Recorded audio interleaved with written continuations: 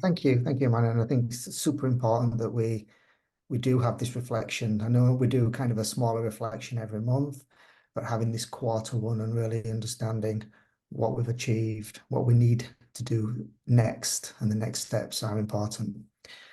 What I want to just sort of talk to you about today now, generally this session that I do is an hour and a half, 2 hours long. I think we've got about 23 minutes.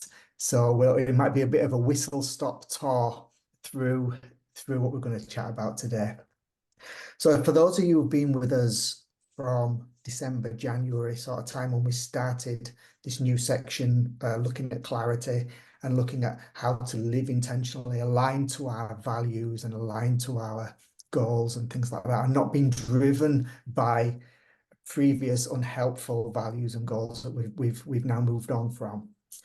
So you'll know that what Manna has taken us through is a very reflective path to get us to this point. And what I'm going to be doing today is the very practical side of that. So when Manna looks and she said, why are we procrastinating? Why are we not getting the things done that we want to get done?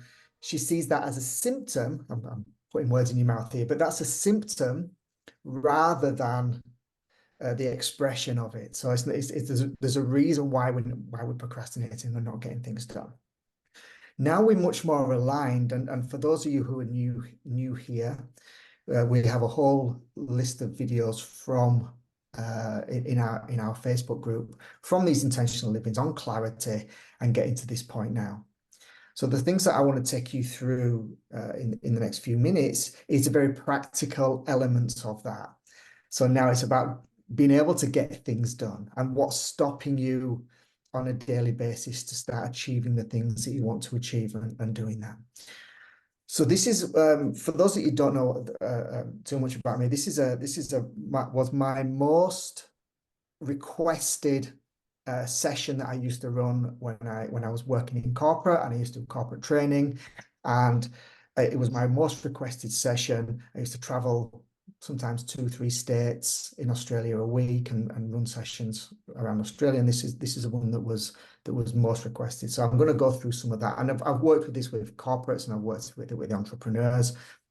And some of these stuff you're going to be completely aware of, and it might be a good reflection or a good reminder for you. Some of this stuff as well may be new to you, so it might be something on there that can spark and move you past that procrastination part.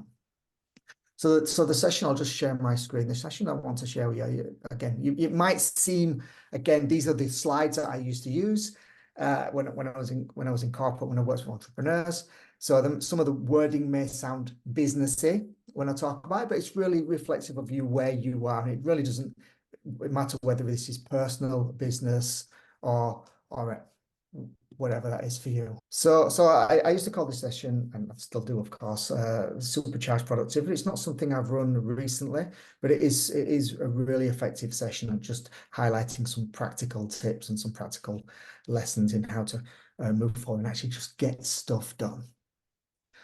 Some people call it time management. It really is dependent on whatever you want to call it for yourself. But the problem is, if we don't get this right, we can find ourselves unorganized, stressed, burnt out, or just not focused on your business, yourself, your career, whatever that is for you. One of the biggest challenges is that we often say, I don't have time. I don't have time to get that done, or I don't have time to meet you. Or I don't think, and the truth is that we all have 24 hours in a day. So when we're saying I don't have time, it might be absolutely relevant, but the truth is that you always find time for what you're prioritizing. So it's a really important understanding and acceptance that if you're choosing not to do something, you're choosing not to prioritize that in your life. And that's okay. Wherever you are with that, that's okay. So say, for example, it's a good understanding to realize that if somebody says to me, Andy, do you want to meet for coffee? And if I say I don't have time, what I'm saying to myself really is I'm not prioritizing that coffee because I've got other priorities that I'm working on at this moment. And that's okay. It's okay to say, I'm not prioritizing working on my business because I'm prioritizing working on my family. But understand that it's a decision that you're making, not that you don't have time. So an example I always give is that if I says to you, look, I need an hour of your time to do something, to complete a task for me or to do something. And you can say to me, look, I don't have time to do that. I'm sorry, I've got, and you can give me all the reasons why you haven't got time. Now, if I suddenly said to you, look, I need an hour of your time, and actually for that hour of your time, I'm going to pay you $1 million. How many people here would suddenly find an hour in their time to be able to do that for me? Correct? Yeah. So what we prioritize is that we always have time. We can prioritize doing it, or we can prioritize not doing it for something else. Either way is fine, but let's realize that when, if something's a priority, we'll get it done. If it's not a priority, we are just prioritizing something else. Same with people, same with business, same with family, same with relationships. So the best understanding is that first, that I have time to do whatever I prioritize to do. So I won't go into this because I think we won't have time for this today. And I think Manna's talked about this already, which is the time energy paradox, which is talking about, like say, the resources, the time, the willpower, and the energy, which I think she's already kind of gone into there. What I'd like to sort of go into is a little bit more of a toolkit of things that you can put into your life to help you become more productive at what you want. And again, I'm just looking at time and we are going to be moving fairly fast with this. Usually this is a workshop where I would get you to do. I think I'm going to be doing more telling than getting you to do. So I hope that's okay. This is one of my favorite quotes from Jim Rohn, or my favorite quote at all. It's either you run your day or your day runs you. I'll say that again. Either you run your day and your day runs you. And I think this is so powerful because you've got an option. The fact that it says either means that you can choose to have the day running you, or you can choose to run the day yourself. And with these practical little steps, I think it's super powerful to be able to understand and know that. The first thing you need to understand when you're looking at doing anything and prioritizing time or finding time or being able to get stuff done is where exactly you are right now. So what do I mean by that? So the first thing we understand is you can't improve what you don't measure. This is a really important business tool that sometimes it's easy to forget, and it's a really important business tool, but in life as well it is. And that's why Manna's saying, write this stuff down, write it in a notebook. So when you do look back at this, you can go, this has changed. So you can't improve what you don't measure. So with that in mind, one of the tasks that I think that's a really good thing, and I guarantee that 90% of the people on the screen will not do this because it takes effort, and it takes too much of what seems like effort, is I call it the now assessment. And it's what exactly do you do each day? What exactly do you do each day? And if you want to do this, I would recommend you do it over a 3, 4, or 5 day period. And what you do is you write down in time intervals every 15 minutes. So you might start even when you get up at 6 a.m. or 10 p.m. or we won't get up at 10 p.m. But when you get up at 6 a.m. until 10 p.m. or if you get up at 7, whatever that is, and write down 7, 7:15, 7:30, 7:45, 8, and all that sort of stuff. And what you have to be very organized to do this in a way, because what I want you to do is for 3 or 4 days, write down what you did in that last 15 minutes. Write down what you did in that last 15 minutes.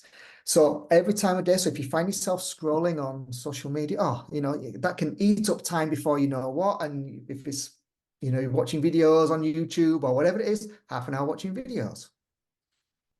If it's a task that you have to do, get the kids to school, half an hour getting the kids to school, 15 minutes getting the kids to school, getting them organized for this. But what I wanted to highlight is that what it happens, and be really honest with yourself during this process about what I wanted to do is highlight exactly what you do and what you get up to on a daily basis, on a 15-minute basis, and see where the chunks of time are that you can prioritize different things within that time. And what you'll find, and the reason why I don't just say this, do over a day, do it over 3, 4, 5 days, is it will really benefit you to see where you're losing time, where you're busy, where you're stressed, and all this kind of stuff like that. And what's super important about doing this process is we don't really understand the time that we waste or anything like that. And actually, is it wasted time or is it time down? You know, sometimes I might watch let's say I might watch an hour on Netflix. That's not wasted time. You know, we have to get past this when we think of supercharged productivity. We think we've got, you know, we've got to be pushing and pushing and pushing. No, that's my downtime, is to watch a program on Netflix or something like that. It's not wasted time. So it will highlight the times where you think, well, actually, for that hour, that was wasted because I just ended up super scrolling, or I just ended up doing whatever, or talking, or you know, when I should have been focusing on a task, I was actually distracting myself with something else, so I didn't get that task done. So that's the first thing and the first tool. So we know where we are and we know what time we can create to be more focused and available for them tasks and them things that need to get done. So like I say, 90% of you won't do this, because over 5 days, it takes a lot of effort to actually go in and go, what did I do in this last hour?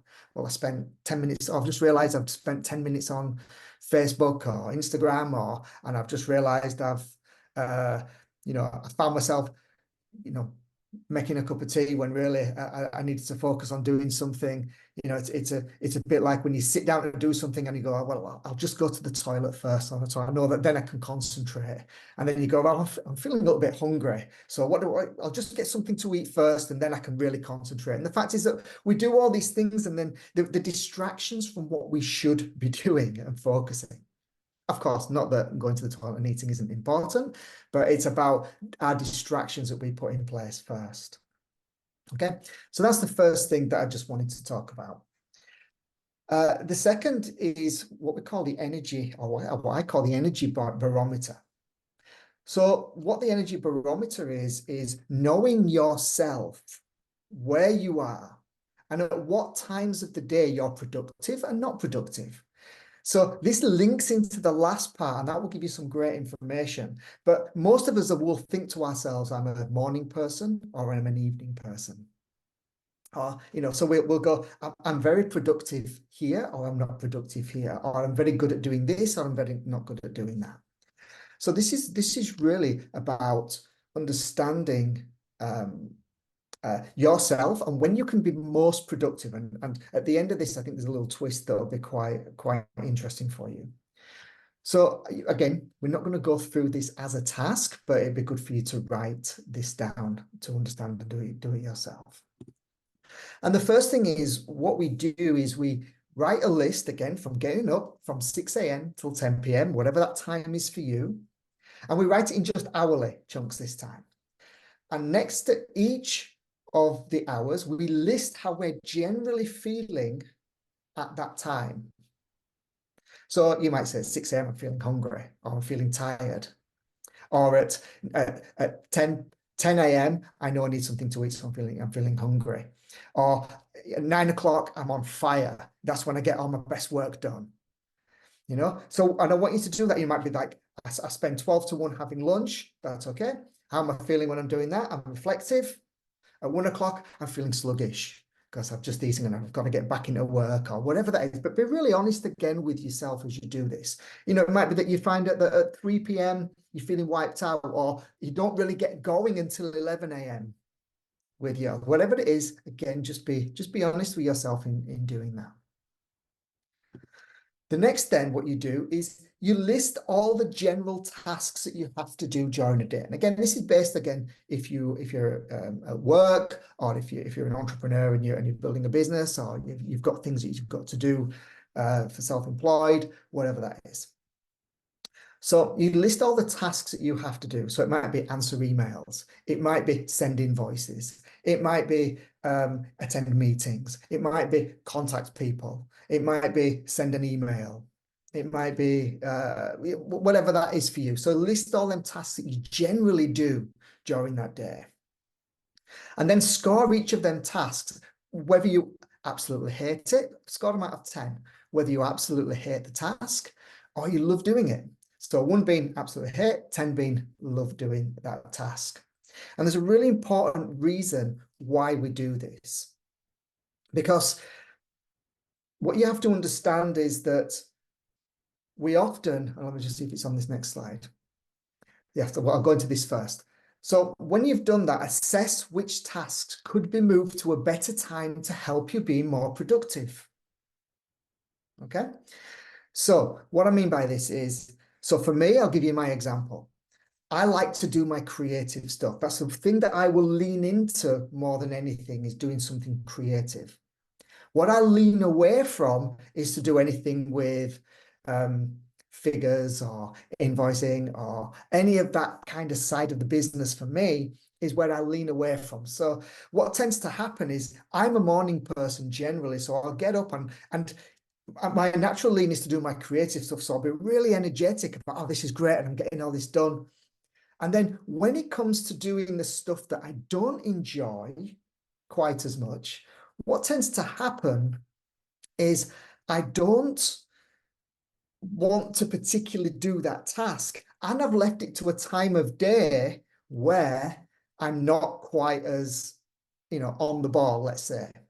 So I don't enjoy doing it, and I do it at a time when I'm tired. So what it means is that sometimes I can't be bothered, I'll leave it till tomorrow. I'll do it then when I feel a little bit more alert, So the twist on this is that what we should be doing is looking at the times when we're feeling energized and doing the tasks that we feel less enjoyment out of when you're feeling energized. By doing this, you have much more control over, I'll get this done, I'll make sure that this is the thing. Like for me, like I said, it might be numbers, it might be figures, it might be working out invoices and accounts and stuff like that. So, but if I do that when I've got more energy, I'm more likely to be able to get that done more efficiently.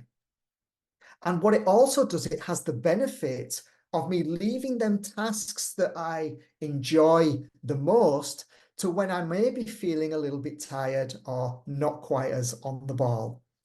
So it gives me, and I still want to do them tasks. So it allows me to do them, and I still enjoy doing them. So I end up being much more productive during the day, because I'm leaving the tasks that I enjoy to when I'm feeling a little bit more, let's say, not on the ball or tired or hungry or whatever that is. And I can effectively get them tasks done much more effectively. Does that make sense? You all with me so far? Yep, great. So let's say assign the tasks based on the things you don't enjoy to the times when you're feeling most energetic. And you will see that this will increase your productivity, because you won't be feeling tired, and you're much less likely to push it somewhere else.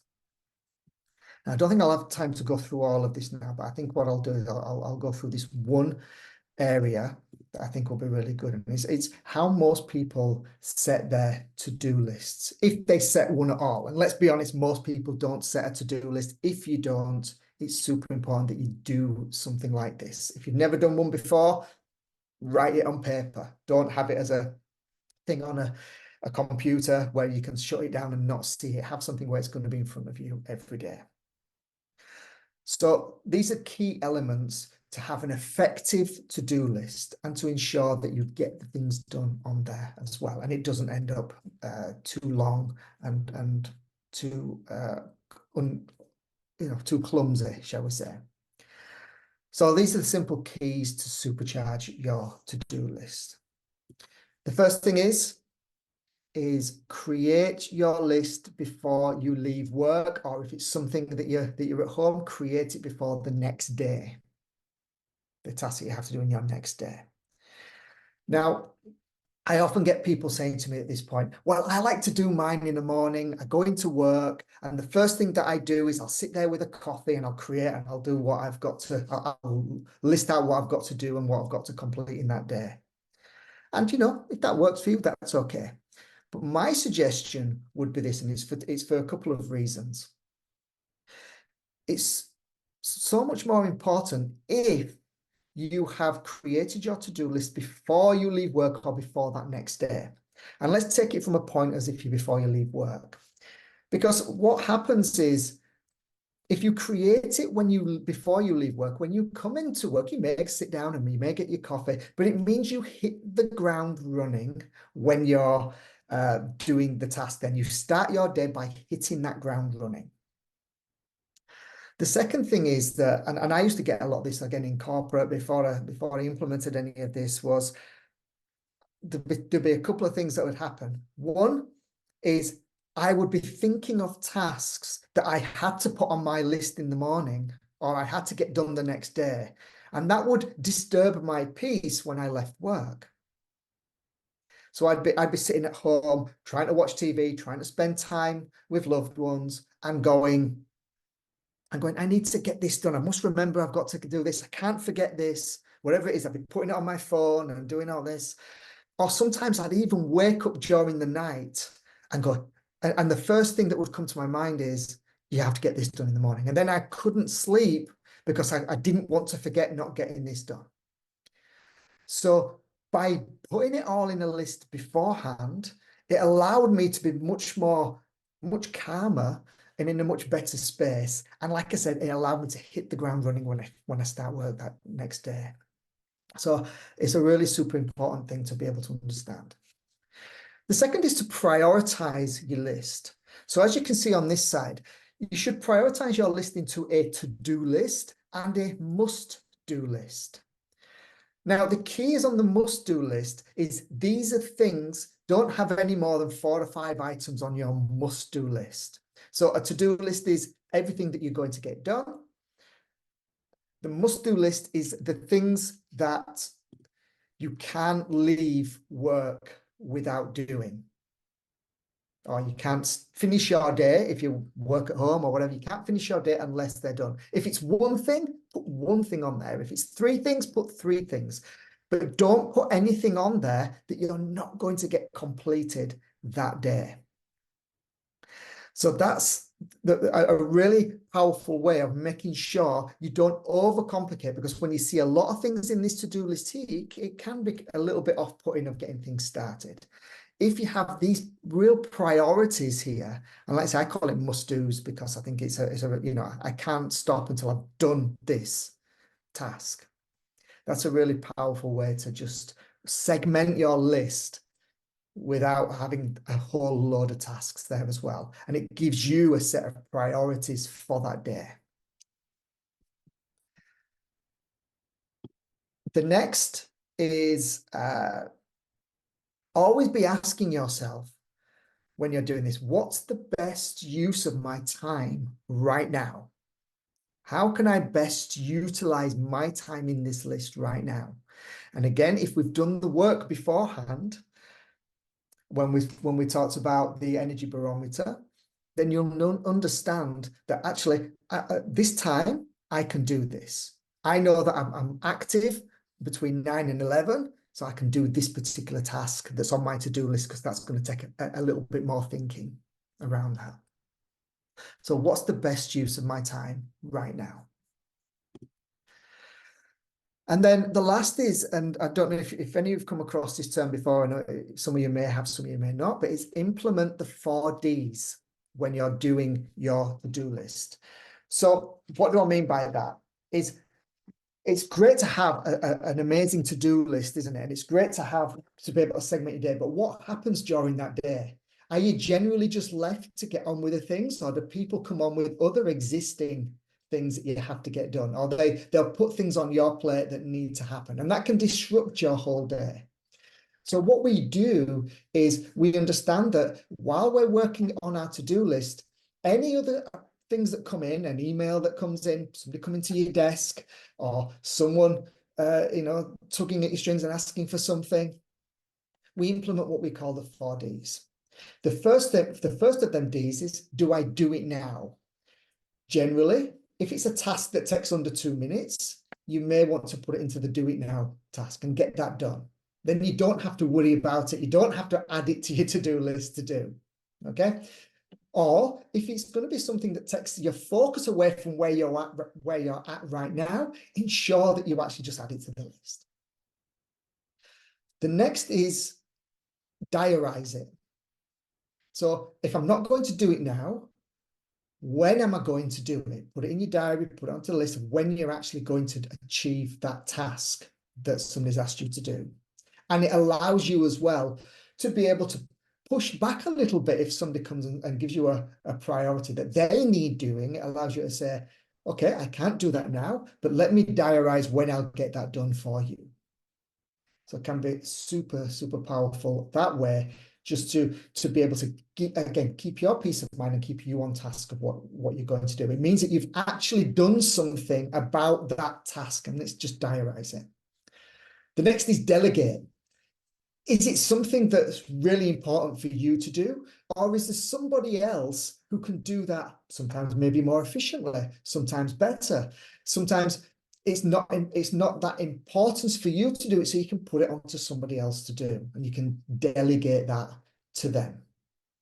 So that's the next thing is, do I need to do this task? Is that the best use of my time when something comes in?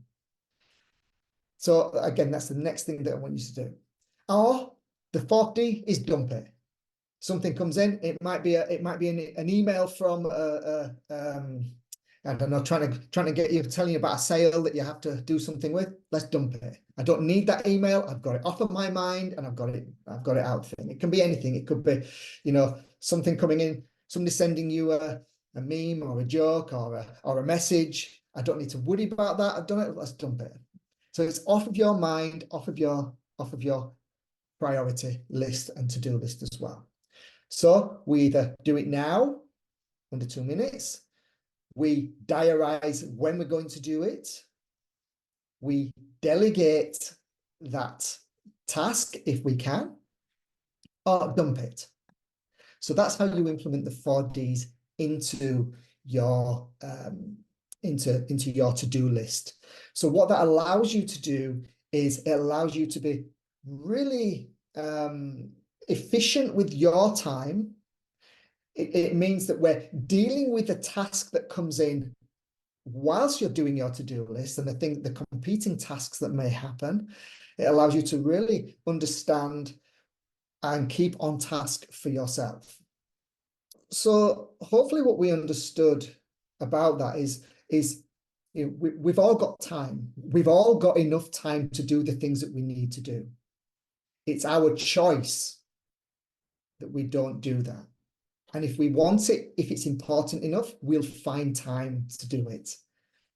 We've looked at a couple of ways to how to find where the gaps in your schedule are, where we're wasting time, when we're not wasting time, or where we're doing something that we could be more efficient if we need to. And we've been okay with not prioritizing something because we're prioritizing something else. So just like, again, I'll reiterate this, if you decide you don't want to go for coffee with someone, that's because you're prioritizing something else. If somebody doesn't want to go to coffee with you, it's because they're prioritizing something else. And that in itself can be quite liberating to understand for ourselves as well.